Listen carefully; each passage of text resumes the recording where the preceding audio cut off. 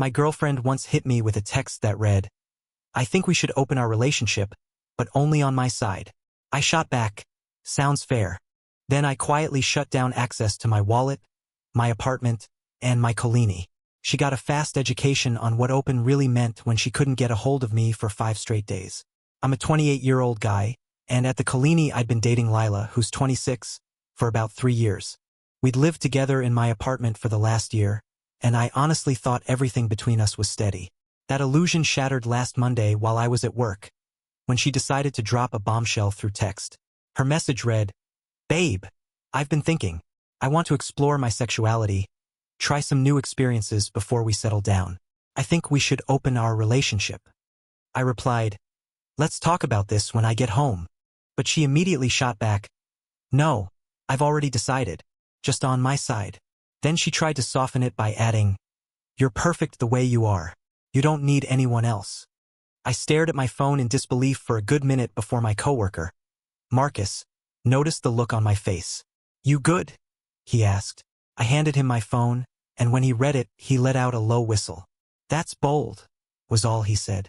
When I finally walked through the door that evening, Lila was dressed like she was heading to a cocktail party. She had on a brand new dress I'd never seen before, twirled in front of me, and asked, "So, what do you think? About the dress? Or about the one-sided open relationship?" She actually giggled before adding, "Both, really. I've got a date tonight with this guy from my yoga class. Isn't this exciting?" I blinked at her. "A date already?" "Well, we've been talking for a few weeks," she admitted. "Weeks? Just as friends?" "Yeah, but now we can take it further. You're fine with this, right? I mean, you're so secure and mature." Her level of manipulation was unreal. I took a slow breath, then said evenly, "You know what? Sounds fair." Her face lit up instantly. "Really? Oh my God, you're the best. I knew you'd understand." "Totally. Have fun tonight," I told her. She kissed me on the cheek and practically skipped out the door. The second it shut behind her, I started making moves. First call was to my landlord, Mr. Keller. I explained what was going on. He asked, "She's not on the lease, right?" "Nope." "Then she's just your guest. You want her out?" "Not yet. Just wanted you to be aware." After that, I took a hard look at our finances.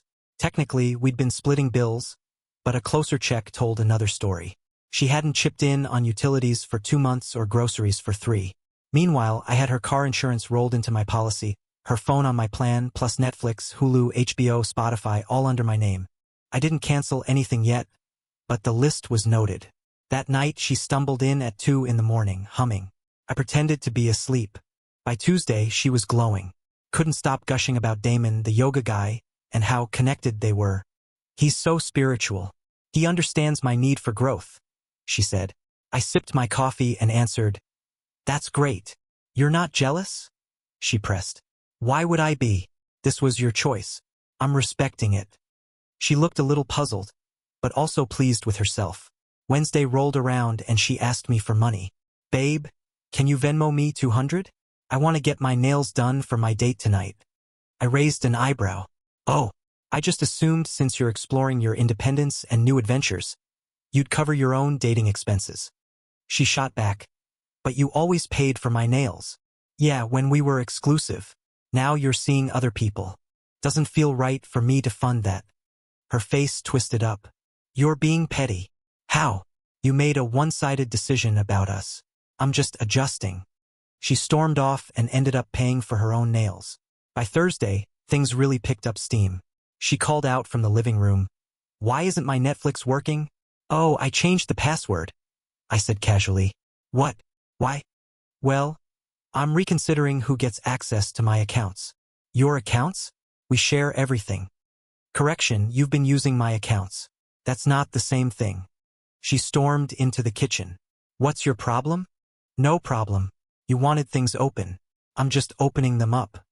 "That's not what I meant." "Then what did you mean?"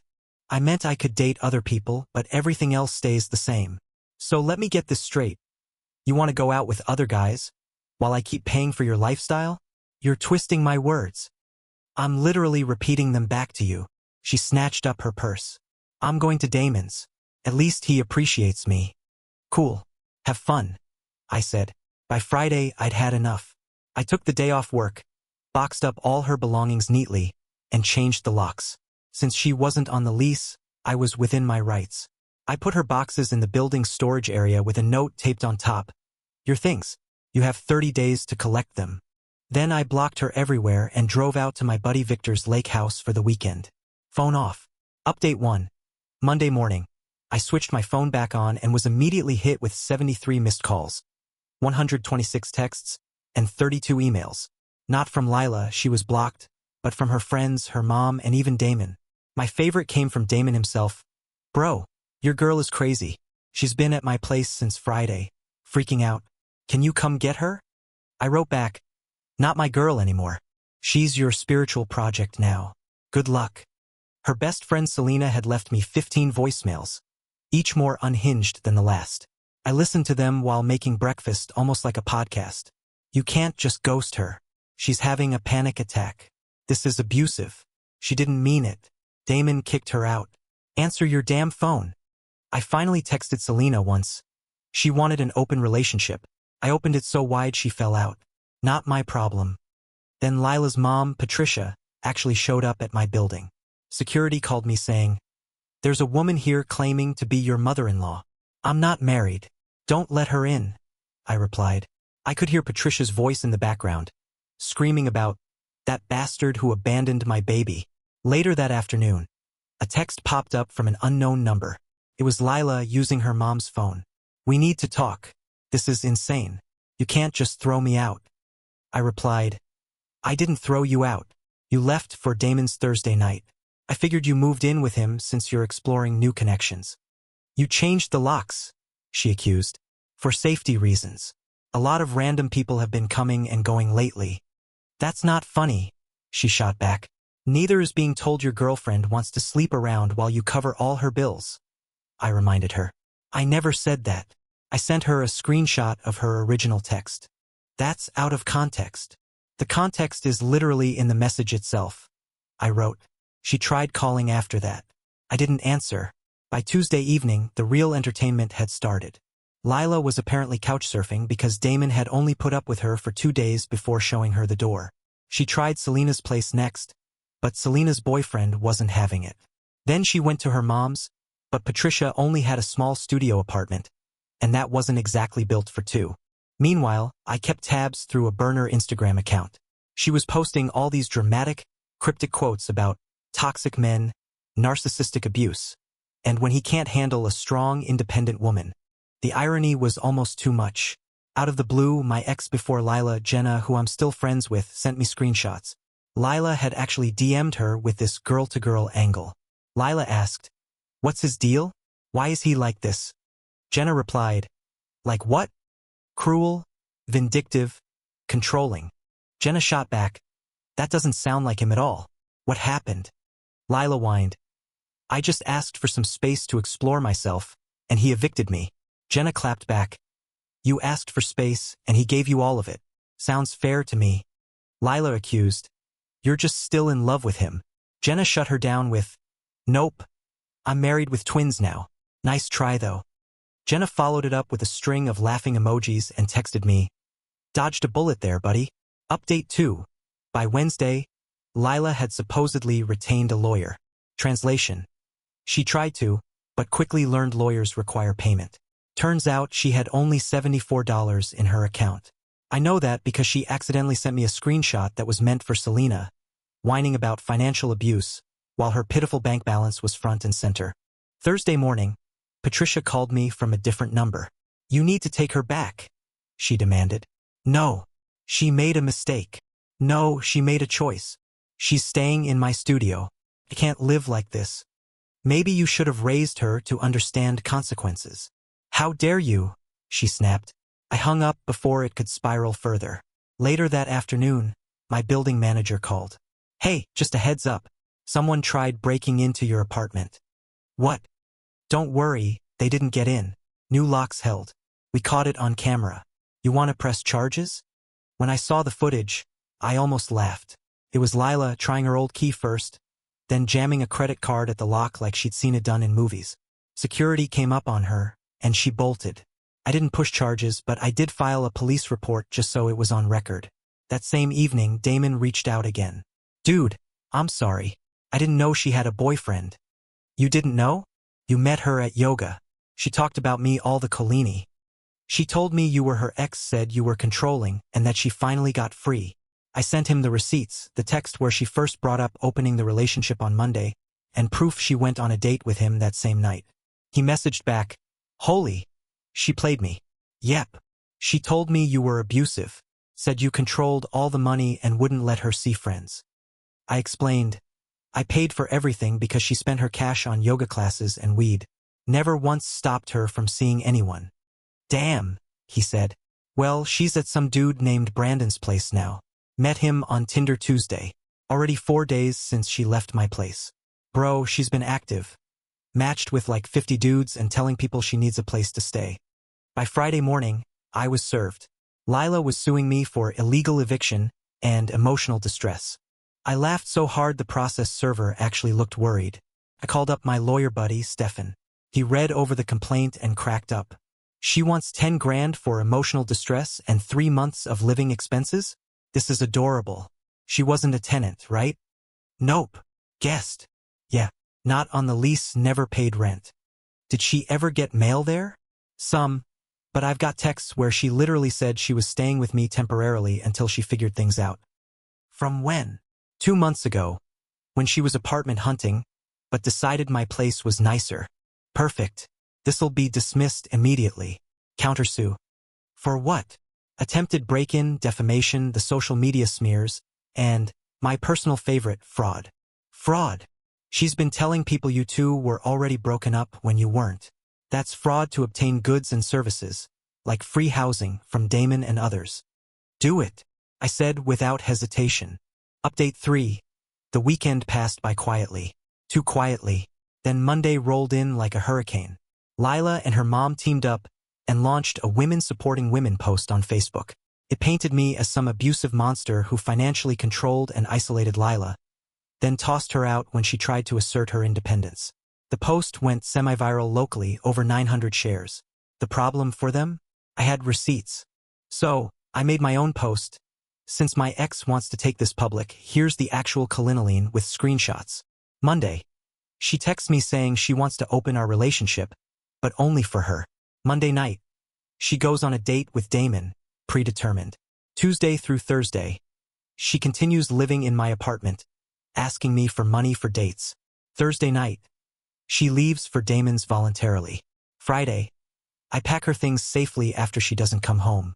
I have paid 100% of rent, utilities, and her car insurance for 6 months. She has not contributed financially while living with me. She is not on the lease. She chose to leave for another man's house. I have every right to change my locks when someone who doesn't live there anymore has a key. But sure, I'm the abuser. I attached every screenshot.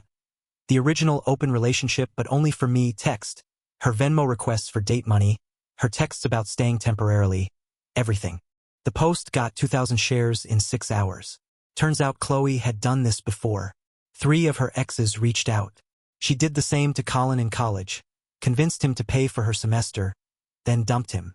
Javier? She lived with him rent-free for a year, cheated, then claimed abuse when he kicked her out. We formed a group chat called Chloe Survivor Society. Brandon, the Tinder guy, messaged me Monday night. Yo, is this your ex profile? Unfortunately. She's at my place right now talking about moving in. It's been 3 days. Run, dude. Already packing her. Thanks for the warning.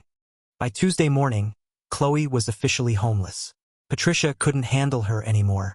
Selena blocked her after Chloe tried to seduce Selena's boyfriend to prove he wasn't loyal. Damon had already blocked her. Brandon kicked her out. She'd burned through 5 couches in under 2 weeks. Final update. The court hearing for her lawsuit was yesterday. It was glorious. Chloe showed up in what I can only describe as an outfit of desperation. A dress way too formal for small claims court, like she was going to the Oscars. The judge reviewed her complaint, then looked at my counter evidence. The lease, only my name.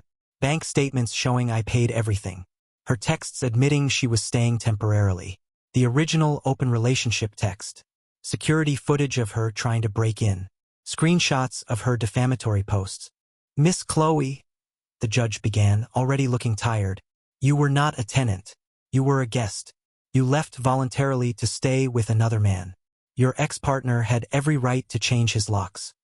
But Your Honor, I had nowhere to go. According to these texts, you went to Damon's house, then Brandon's, then several others. You had plenty of places to go. He financially abused me by not paying for my dates with other men. The courtroom actually laughed. Chloe turned red. This is sexist. The judge, who was a woman, raised an eyebrow. How? He's using his financial privilege against me. His financial privilege of paying his own rent? More laughter. The judge dismissed her case with prejudice. She can't refile, and granted my countersuit. She owes me $500 for the attempted break-in, $1,000 for defamation, $20,500 for the 6 months of utilities and insurance she never paid. She screamed, in court. I don't have $4,000. Then I suggest you find employment, the judge said dryly. Patricia stood up. This is unfair. He manipulated the system. The judge looked at her. Ma'am, your daughter wanted to have her cake and eat it too. She learned that actions have consequences. Case dismissed. Outside the courthouse, Chloe tried one last manipulation. I loved you, she said, fake tears rolling. How could you do this to me? You did this to yourself. You wanted to open the relationship. I just opened it all the way. I didn't mean it like that. Then you should have communicated like an adult instead of announcing you were going to date others while I subsidized your life. Damon walked by at that moment, there for a traffic ticket. He saw us, immediately turned around. Chloe ran after him. Damon, baby, we could try again. He literally jogged away. Patricia grabbed my arm. You ruined her life. No, she ruined her own life. I just stopped financing it. As of today, Chloe is living with a cousin out of state. She's working at a call center. According to LinkedIn, Patricia had to pay the $4,000 judgment to keep Chloe's credit from being destroyed. Damon is in therapy, he texted me. Brandon started a TikTok series called Red Flags Ignored. Chloe is episode 1. The Chloe Survivor Society has monthly Zoom calls. It's actually therapeutic. I'm dating someone new, Naomi from my rock climbing group. She has her own apartment, her own job, and doesn't believe in one-sided anything. Last week, I got one final text from an unknown number. I know it was Chloe. I'm sorry I messed up. I just wanted to feel desired and special. Can we talk? I replied. You wanted an open relationship where only you could see other people. That's not exploring or feeling special. That's narcissism. Please don't contact me again. You're really going to throw away 3 years? You threw them away the moment you decided I should fund your dating life. Goodbye. She's blocked again. But according to the Survivor Society, she's already trying the same script with some new guy, posting about her toxic ex and how she needs a real man who understands polyamory. Poor dude has no idea what's coming. But that's not my problem anymore. I'm just living my life, paying my own bills, and dating someone who understands that relationships are a two-way street. Funny how opening the relationship all the way ended up closing it permanently. Play stupid games, win stupid prizes. Edit. For those asking, yes, this is all legal. She was never a tenant, just a guest. The judge confirmed this. Edit 2. Brandon's TikTok is blowing up. Chloe tried to copyright strike it, but she has no grounds. Edit 3. Naomi read this and laughed so hard she cried. She says Chloe reminds her of her college roommate who wanted an open fridge policy, but only for her food.